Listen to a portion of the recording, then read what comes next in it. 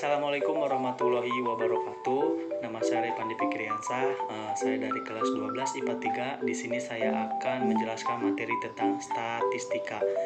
Di mana statistika adalah sebuah ilmu yang mempelajari bagaimana cara merencanakan, mengumpulkan, menganalisis, lalu menginterpretasikan dan akhirnya mempresentasikan data singkatnya. Statistika adalah ilmu yang bersangkutan dengan suatu data. Istilah statistika berbeda dengan statistik. Dalam statistika akan dibahas yaitu ukuran penyajian data, ukuran pemusatan data, dan ukuran penyebaran data. Yang pertama yaitu ukuran penyajian data. Penyajian data merupakan salah satu kegiatan dalam pembuatan laporan hasil penelitian yang telah dilakukan agar dapat dipahami dan dianalisis sesuai dengan tujuan yang diinginkan. Data yang disajikan harus sederhana dan jelas agar mudah dibaca. Penyajian data juga dimaksudkan agar para pengamat dapat dengan mudah memahami apa yang kita sajikan untuk selanjutnya dilakukan penilaian atau perbandingan dan lain-lain. Tujuan penyajian data adalah yang pertama memberi gambaran yang sistematis tentang peristiwa-peristiwa yang merupakan hasil penelitian atau observasi. Yang kedua, data lebih cepat ditangkap dan dimengerti. Yang ketiga, memudahkan dalam membuat analisis data.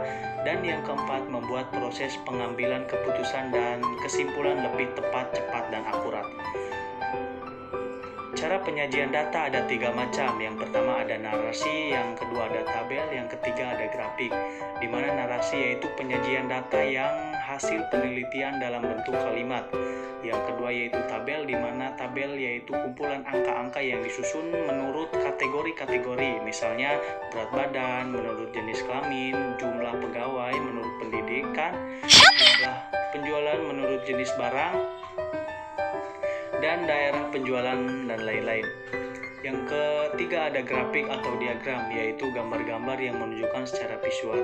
Dalam penyajian data dibagi menjadi 2 jenis. Yang pertama ada penyajian data tunggal, di mana penyajian data tunggal biasanya disajikan dalam bentuk tabel, frekuensi, diagram batang, diagram garis, piktograma, dan diagram lingkaran.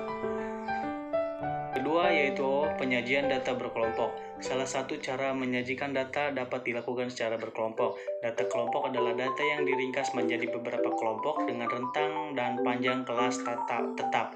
Misalkan menggabungkan nilai 61, 63, 65, 68 ke dalam satu kelas pada rentang kelas 61/68.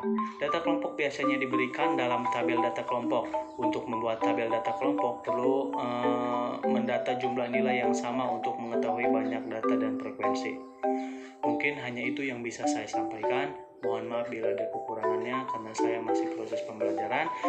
Billahi taufiq wal hidayah. Wassalamualaikum warahmatullahi wabarakatuh.